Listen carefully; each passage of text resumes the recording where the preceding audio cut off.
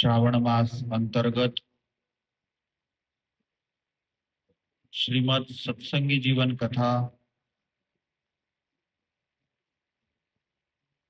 मंदिरामध्ये विराजमान श्री लक्ष्मी नारायण देव, श्री स्वामीनारायण भगवान,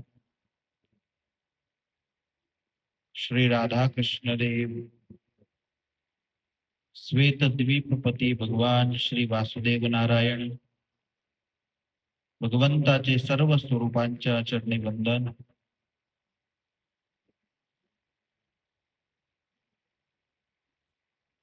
सभेमध्ये उपस्थित सर्व हरिभक्त सर्वांना जय श्री स्वामीनारायण.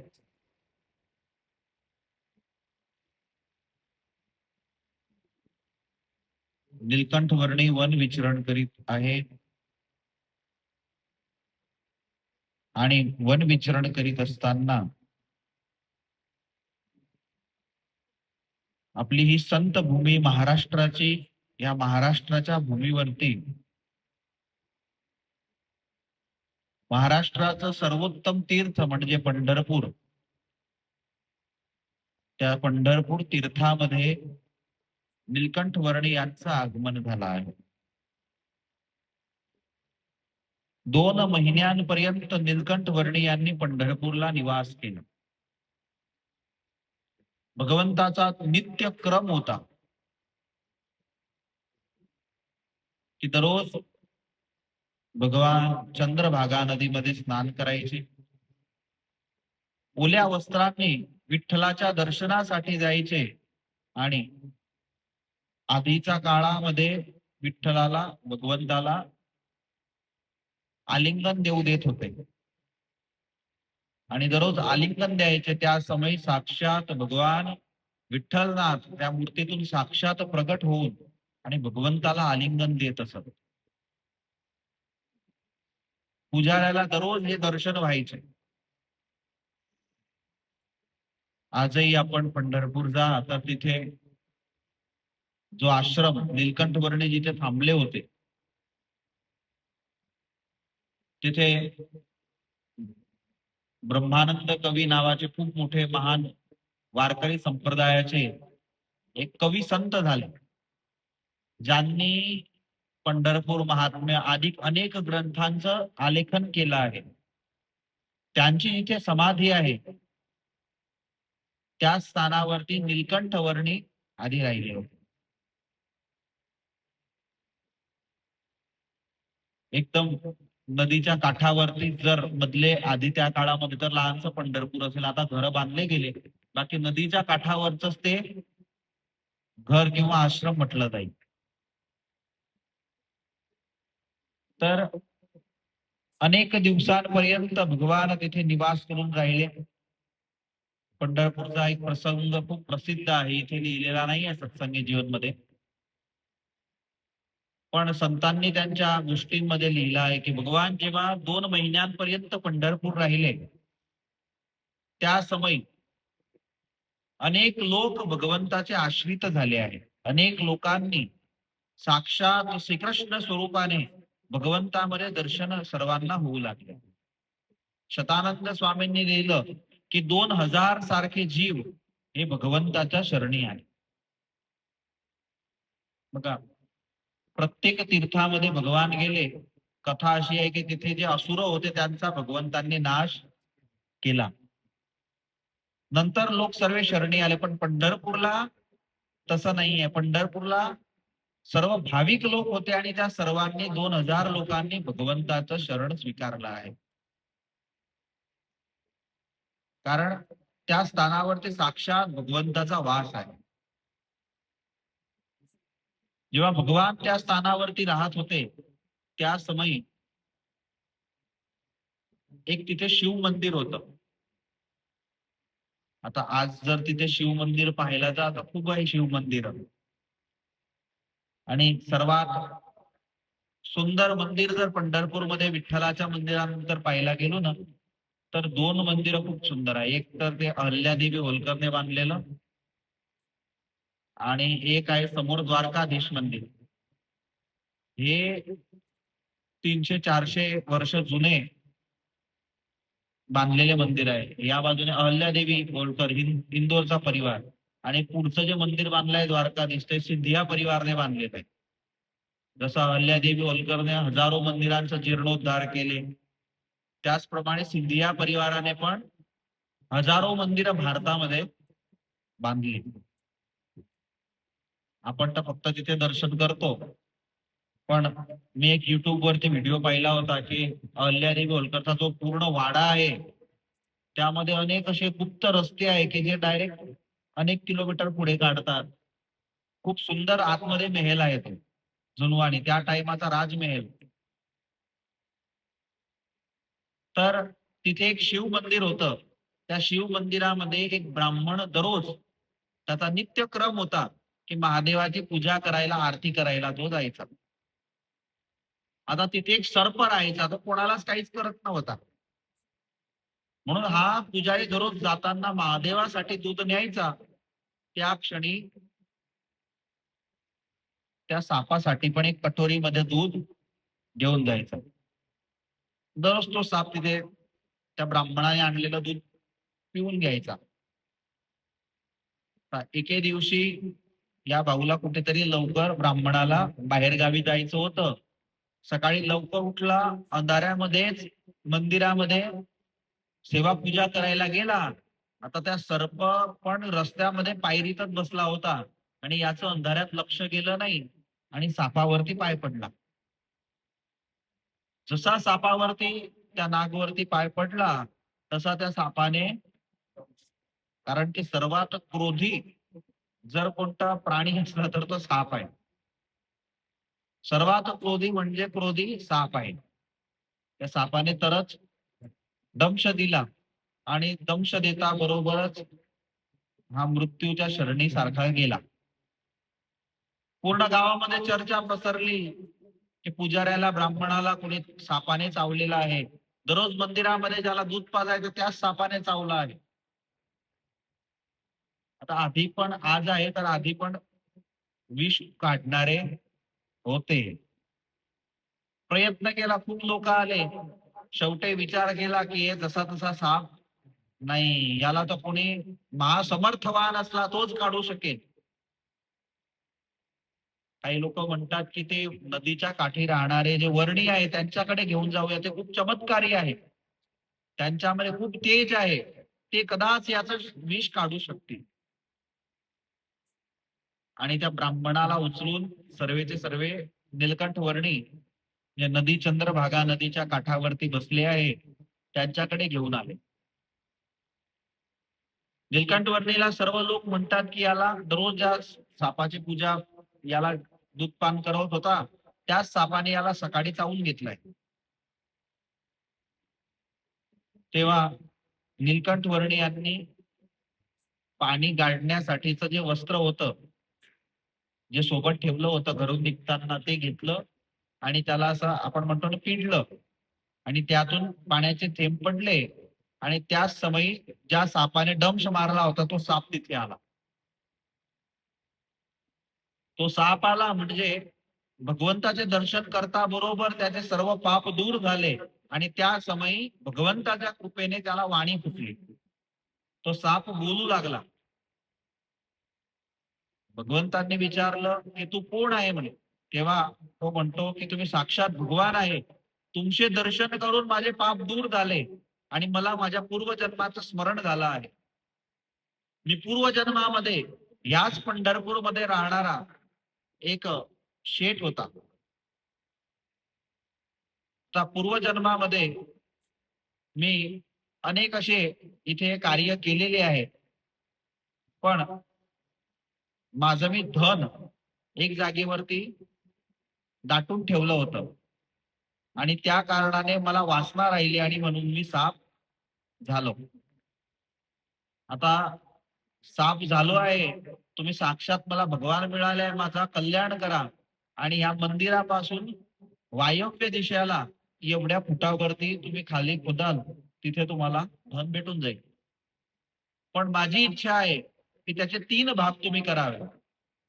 एक, ह्या मंदिराचा जीर्णोद्धार करा. दुसरा, ब्राह्मणांना एकत्रित करून त्यांना ब्रह्मभोजन करवा. आणि तिसरं माझ्या परिवाराला त्यातून काही अंश भाग द्या.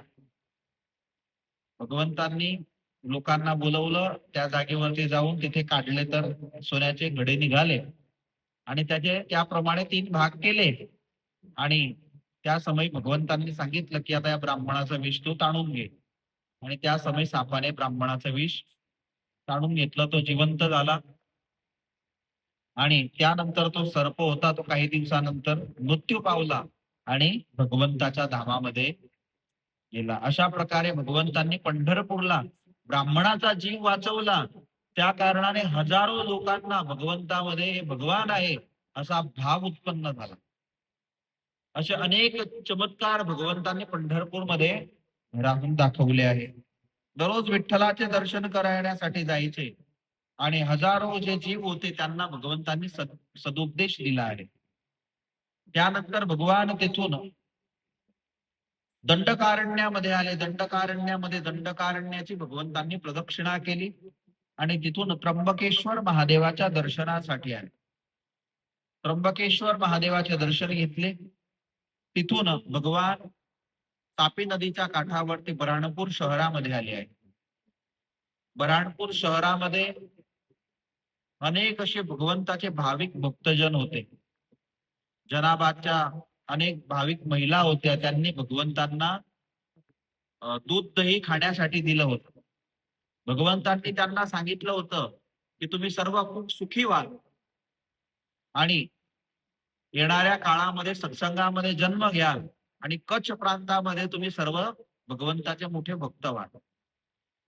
म्हणून भगवंताच्या कृपेने त्या सर्वच्या सर्व स्त्रिया कच्छ प्रांतामध्ये जन्माला आल्या आणि सर्व सत्संगामध्ये हा सर्वात सुखी समाज हा कच्छ मध्ये आहे. तिथे तुम्ही पहा तर जमीन एवढी फळद्रूप नाही. विस्तार पण तुम्ही पहा तर पाकिस्तानला लागून तो विस्तार आहे.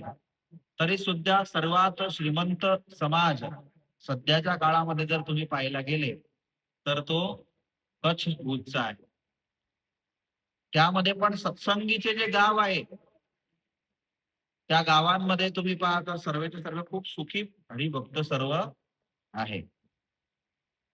त्यांच्या मागे जर आता मी खूप महिने त्यांच्या सोबत राहिलो आहे. त्या लोकांमध्ये लंडनला, आफ्रिकाला किंवा कच्छ मध्ये पण मी त्या गावोगावी फिरलेलो आहे. त्या लोकांचं आणि आपल्या लोकांचं जर मार्किंग केलं तर मला जे दिसतं ते मी तुम्हाला सांगतो. एक एक गावातून 100 संत आहेत. एक एक गावातून त्या गावातून 100 सांख्योगी असं सुखपूर गाव आहे. एकच गावातून 100 संत आणि 100 सांख्योगी. त्या गावामध्ये 6 मंदिर आहेत. एक मंदिर इथे पूर्ण झालं की दुसरं मंदिर गेट जवळ. तिसरं मंदिर इथे पूर्ण झालं की चौथं मंदिर असं लागूनच संत निवास आहे तिथे. अशा गावातल्या गावात 6 मंदिर आहे आणि जर त्याची रुंदी आणि लंबाई मापायला गेलो तर असं तुम्ही 70-80 फूट मोजून घ्या आणि असं 400-400, 500-500 फूट मोठे मोठा हॉल. लहान तर एक पण मंदिर नाही. आणि तरी सुद्धा ते मंदिर सर्व लहान पडतात कारण प्रत्येक व्यक्ती हा मंदिरात सकाळ संध्याकाळ येतो. त्यांच्या जीवनामध्ये साधाही खूप आहे. ते जेवण काय करतील माहितीये? खिचडी किंवा त्यांचं जेवण तुम्ही पाहाल तर भाजी पोळी ह्याच प्रकारचं जेवण आहे. आपलं जास्त करून त्या वस्तूंमध्ये आपण काय करतो माहितीये? कमवणारा माणूस 20,000 रुपये जो महिन्याला कमवतो तो काय म्हणतो महिन्यातून एक वेळा तर हॉटेलमध्ये खायला जायला पाहिजे. आता हॉटेलमध्ये खायला जातो आणि बिल कितीचं येतं? ते का स्वामीनारायण मंदिर आहे की 100 रुपयात टिफिन देतील? आणि तिथे तर 2,000चं बिल येतं, 2500 रुपयाचं बिल येतं. बरोबर आहे? म्हणजे त्यामध्ये खाण्यामध्ये आणि आता ते एक भाग सोडा. ज्याला खाण्यापिण्याचं व्यसन आहे, तो मांस आणतो. त्यासाठी ते मसाले आणतो. एक दिवसामध्ये 1,000-2,000 रुपये खर्च करतो. त्या प्रकारे व्यसनांच्या कारणाने पिणारा व्यक्ती कमवतो 200-300 रुपये, संध्याकाळी 100 रुपयाची पिऊन घेतो किंवा जेवढं कमवतो तेवढं खाऊन पिऊन टाकतो. म्हणून त्या कारणाने संग्रह त्यांच्याकडे आपल्याकडे नाही. आणि त्या लोकांना एक सुपारीचं पण व्यसन नसल्याच्या कारणाने खूप साधाही त्यांचं जीवन आहे. ज्याच्या जेवढ्या जरुरात कमी तो तेवढा सुखी. आणि म्हणून व्यसनांच्या अधीन नसल्याने ते जास्त सुखी आहे आणि सत्संगामध्ये कायम आहे. म्हणून तुम्ही तिथे जा, म्हणजे सकाळी 1 तास कथा करायची, दुपारी 4 वाजता कथा करायची, 3 ते 4. त्यानंतर रात्रीला संध्याकाळची आरती झाली, तर संध्याकाळच्या आरतीच्या आधी पण कथा करायची. आरती नंतर परत कथा करायची आणि कथा झाल्यानंतर बालसभावाले येतात. त्या बालसभाच्या मुलांना अजून कथा करवायची. अजून दिवसातून आता 4 ते 5 वेळा तुम्हाला कथा करायची. आता जिथे कथा एवढी होत असली, तिथे दुर्गुण कशाला घुसणार आहे? म्हणून भगवंतांनी त्या पाचच्या ज्या महिला होत्या त्यांना सांगितलं की तुम्ही आता सर्व्या सत्संगामध्ये जन्म धारण करा. आणि त्यानंतर तिथून निलकंठवर्णी अशा अनेक भक्तांना तिथे भेटले असा उल्लेख आहे आणि तिथून मग मालेगाव गेले आहे. त्यानंतर मालेगावला महादेवाचं मंदिर होतं. त्या महादेवाच्या मंदिरामध्ये भगवान 3 दिवसापर्यंत थांबले. आजही तुम्ही मालेगाव जा, तर तिथे महादेवाचं ते पवित्र मंदिर आहे. तिथून भगवान पुढे गुजरातमध्ये आत शिरले. गुजरातमध्ये भगवान नर्मदा नदीच्या तटावरती आले आहे. तिथून भगवान मही नदीच्या तटावरती, तिथून साबरमती आले आणि तिथून भाल प्रांतामध्ये आले. भाल प्रांतामध्ये भगवान भीमनाथ महादेव यांच्या जागेवरती आले. तिथून गोपनाथ महादेव यांच्या तिथे आले. तिथून सौराष्ट्रामध्ये भगवंतांनी पंचतीर्थी केली. तिथून गुप्त प्रयाग अशा स्थानांवरती फिरत भगवान मांगरोडला आले आहे. अशा प्रकारे भगवान मांगरोडला, त्यानंतर भगवान आता मांगरोडवरून डायरेक्ट लोजला गेले. अशा प्रकारे भगवंतांनी 11 वर्ष, 7 वर्ष 3 महिने अशा प्रकारे भगवंतांनी वन विचरण केलं. अनेक जे जीव होते, सॉरी 11 वर्ष 7 वर्ष 7 वर्ष 1 महिना आणि 11 दिवसापर्यंत भगवंतांनी टोटल वन विचरण केलं. भगवंतांनी जोपर्यंत वन विचरण केलं तोपर्यंत पायांमध्ये चप्पल पण धारण केली नाही. अनेक जे आसुरी जीव होते त्या सर्व आसुरी जीवात्म्यांना भगवंतांनी योग्य असे मार्गदर्शन केले आहे. दंभी, लोभी आदी जे होते सर्वांना नाबूद केले आणि शांत स्वभावाने हिवाळ्यामध्ये, पावसाळ्यामध्ये सर्व काही ऋतू सहन करीत करीत भगवान आता लोजपूर गावामध्ये आले आहे. रस्त्याने चालत असताना पण कधी भगवंतांनी कोणाला मार्ग विचारला नाही आणि भगवान ज्या रीतीने सुचवतील मला त्या रीतीने दैव इच्छाने भगवान वनांमध्ये पण फिरले आहे. आपण कोणत्या मार्गाने जातो ना, तरी 4 वेळा ते विचारतो की हा मार्ग सेफता ना, लवकर तर पोहोचवणार आहे. पण भगवान यांनी तसा कोणताही विचार न करता संपूर्ण भारत भ्रमण केलं, पण कधी कोणाला असं विचारलं नाही की त्या बाजूला जाण्याचा मार्ग कोणता आहे. अशा प्रकारे भगवान विक्रम संवत 1856 श्रावणमध्ये षष्ठीच्या दिवशी सूर्योदय नंतर 6 घडी नंतर भगवान लोजपूरला जी वाव आहे म्हणजे पाय विहीर आहे, त्या पाय विहीर वरती येऊन भगवान बसले. 1 मुहूर्तापर्यंत भगवंतांनी तिथे निवास केलेला आहे. अति तीव्र भगवंताच्या तपाच्या कारणाने शरीर भगवंताचं अतिशय कृश झालेलं आहे. संपूर्ण शरीरामध्ये ज्या नडी आहे त्या दिसत आहे. हाड आणि मांस भगवंताचं एकत्रित झालेलं आहे आणि अशा स्वरूपामध्ये भगवान त्या लोजच्या पाय विहिरीवरती जेव्हा येऊन बसले, तेव्हा सर्वप्रथम तिथे सुखानंद स्वामी स्नान करण्यासाठी आले आणि त्यांनी दर्शन केले आहे. विहारीलालजी महाराज यांनी संपूर्ण वन विचरण 1 श्लोकामध्ये हरिलीलामृत ग्रंथामध्ये लिहिलं आहे. बिहारीलालजी महाराज म्हणतात, वंदू श्री वर्णींद्र वेश धरिणे, जे तीर्थ माझै भर्या, दैवीने निज ज्ञान दान दैने, दुष्टो विनष्टो कर्या. हिमाद्री पुरुषोत्तमाख्य पुरी जई, श्री सेतु बंधे गया, कांची थी गुजरात प्रांत थईने, जेलो जमा जैरया. यामध्ये ते म्हणतात की भगवंतांनी अनेक तीर्थांमध्ये विचरण केलं, अनेक जे दैवी जीव होते त्यांना ज्ञान अर्पण केलं आणि दुष्टांचा विनाश केला.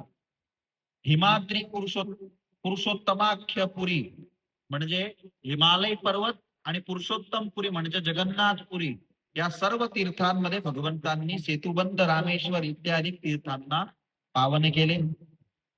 कांची आदिक तीर्थांमध्ये गेले आणि तिथून सर्व तीर्थांना पावन करीत करीत गुजरातच्या लोज गावामध्ये येऊन भगवंतांनी निवास केलेला आहे.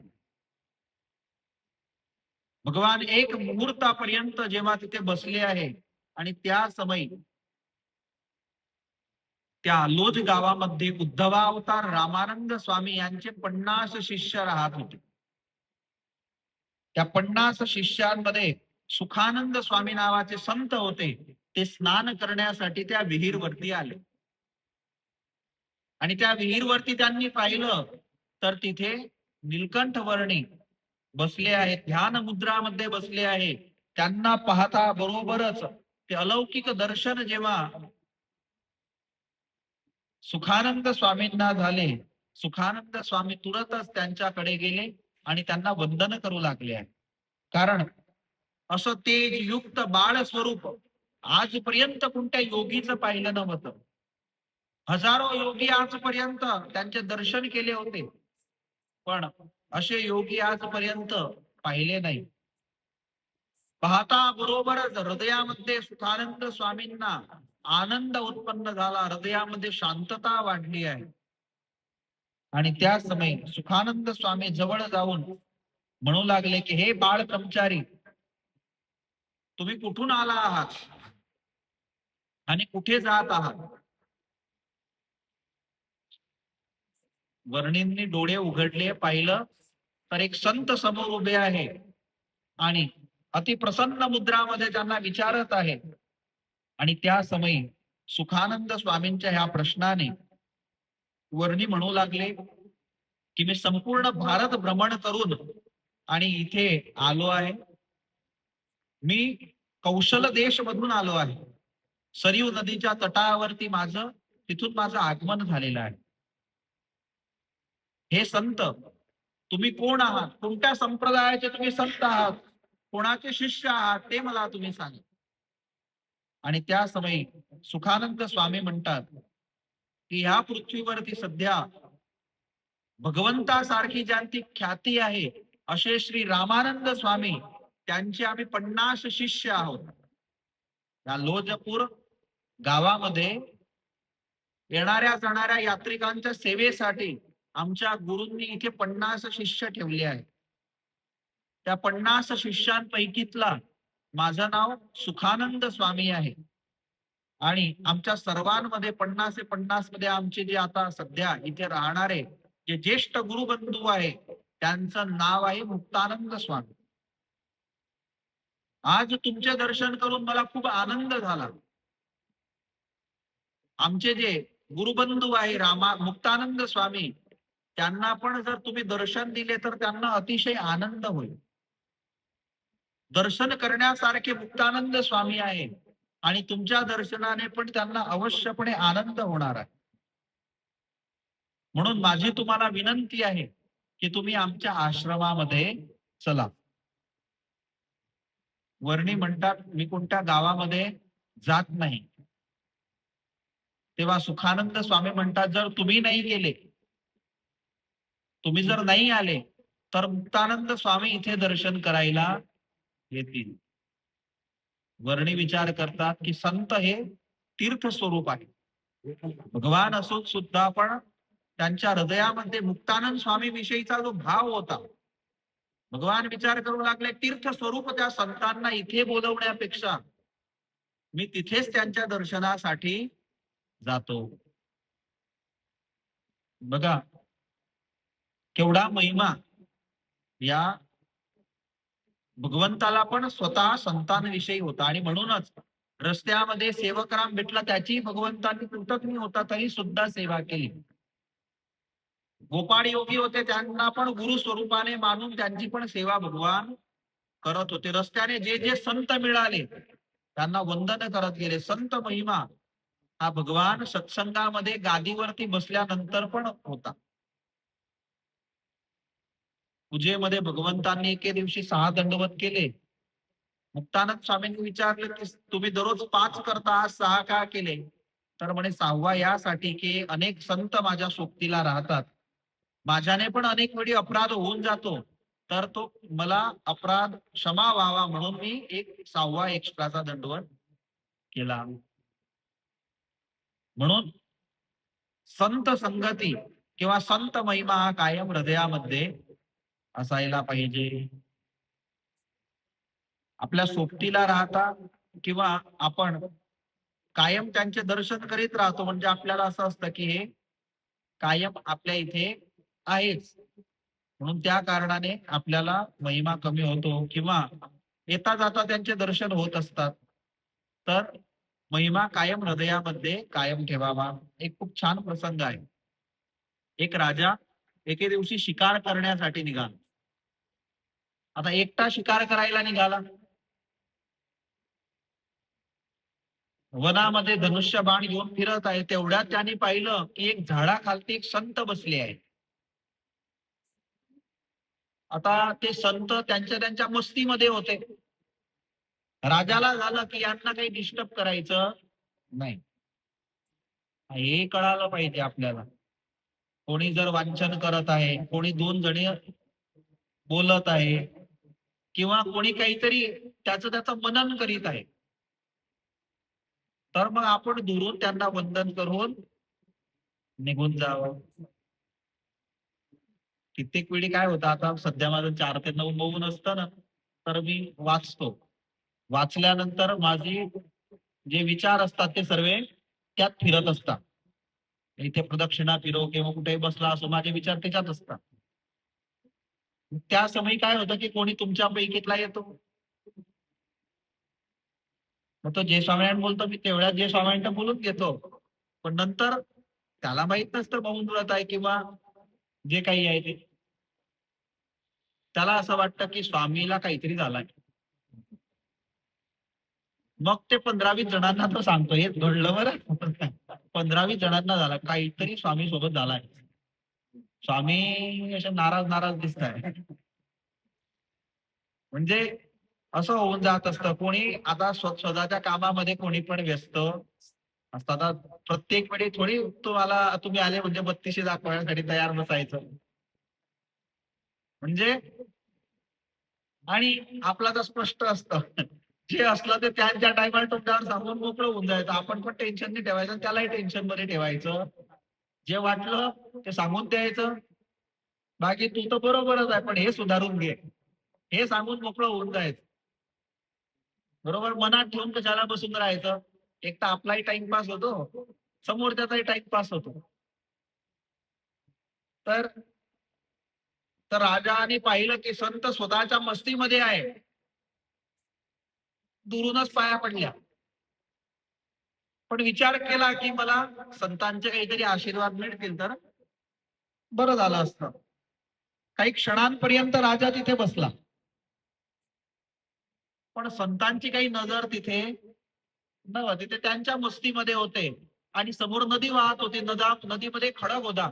त्या खडकवरती एक बगळा बसला होता.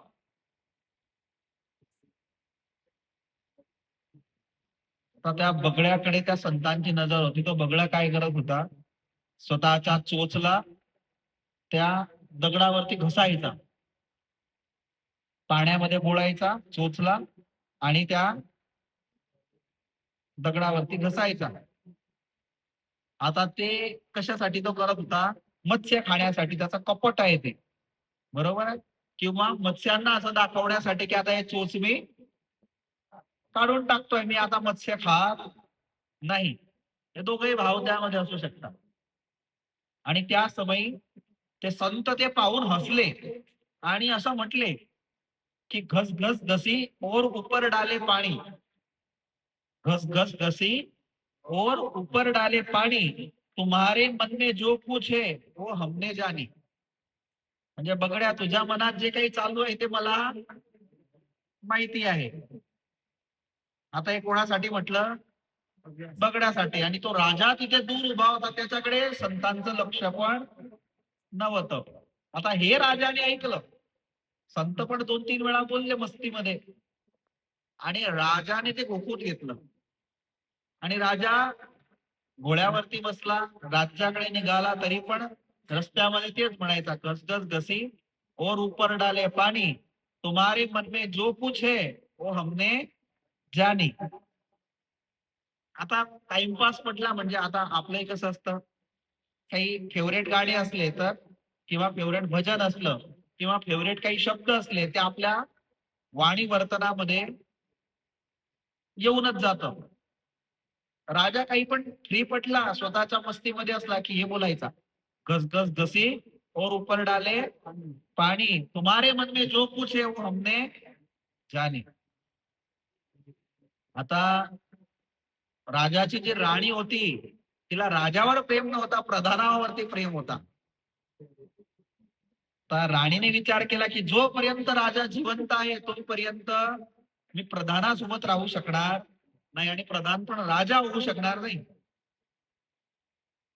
म्हणून राजाला मारून टाकलं पाहिजे. आता राजाला मारेल कोण? एक नाभिक समाजाचा होता. नावीला बोलवलं.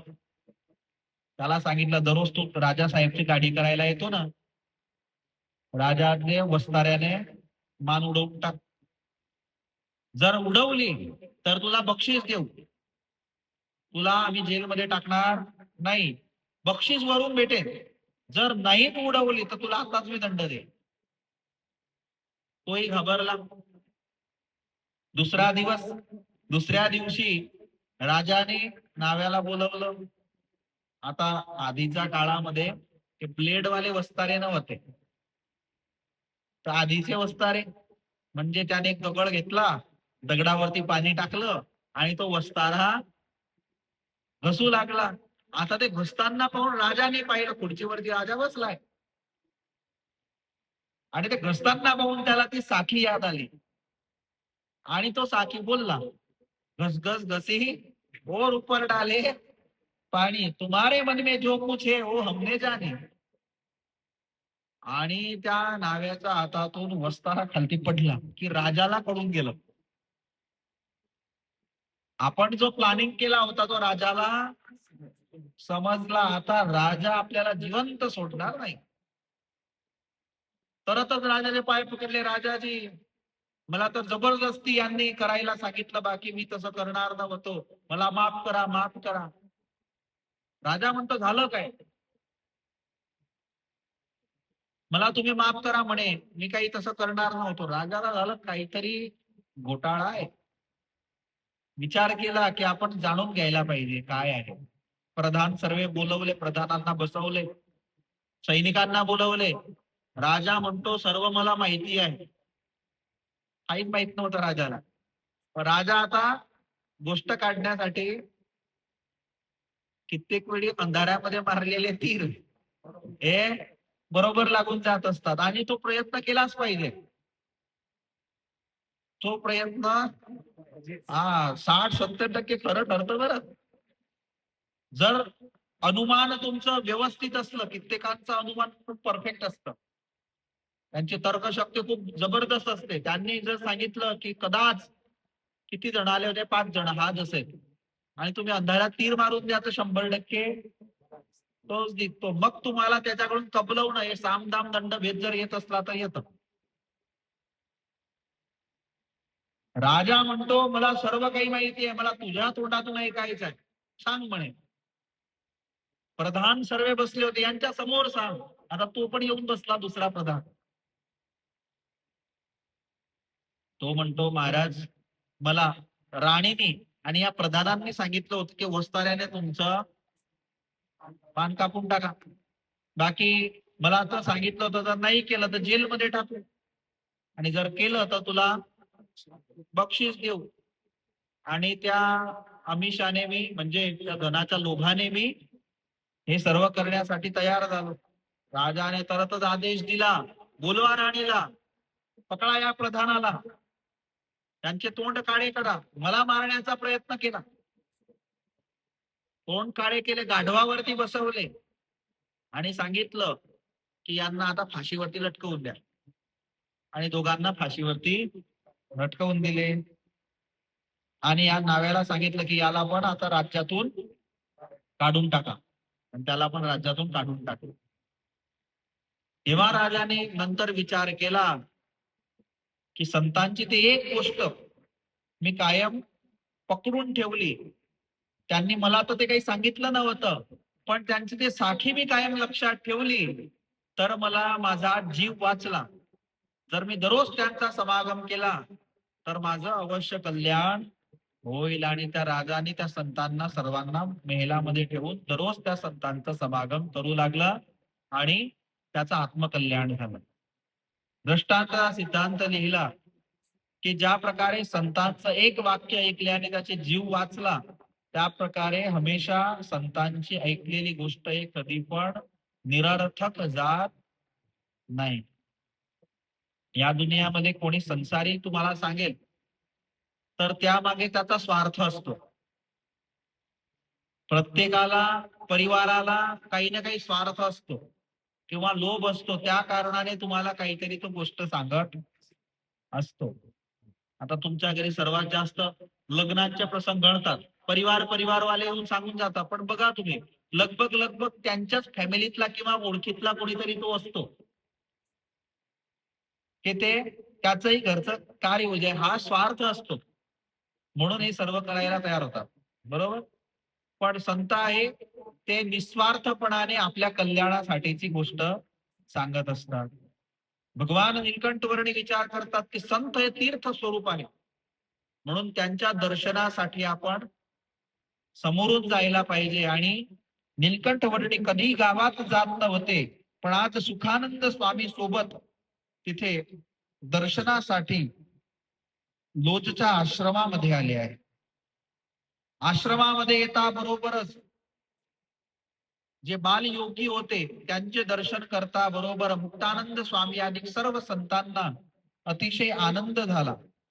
आणि सर्वांनी, मुक्तानंद स्वामी आदी सर्व संतांनी वर्णींचे स्वागत केले, परस्पर वंदन केले आहे. आणि त्यानंतर वर्णींनी मुक्तानंद स्वामी यांना 5 प्रश्न विचारले. ते 5 प्रश्न जीव, ईश्वर, माया, ब्रह्म आणि परब्रह्म, त्या 5ही प्रश्नांची कथा वर्णी 7 वर्षापर्यंत वन विचरण करीत राहिले. जे पण संत महात्मा ऋषीजन भेटले त्यांना हे 5 प्रश्न विचारायचे. या 5 प्रश्नांचं व्यवस्थित उत्तर कोणीही दिलं नाही. त्या 5 प्रश्नांचं उत्तर व्यवस्थित एक मुक्तानंद स्वामींनी दिलं, म्हणून लोजपूरला थांबले. तर ते 5 प्रश्न त्याविषयी कोणतं उत्तर होतं ते आपण उद्याच्या दिवशी समजून घेऊ. श्रीपतिं श्रीधरं सर्वदेवीश्वरं भक्तिधर्मात्मजं वासुदेवं हरे माधवं केशवं कामदं कारणं स्वामिनारायणं नीलकंठं भजे. सहजानंद स्वामी महाराज की जय. स्वामी नारायण.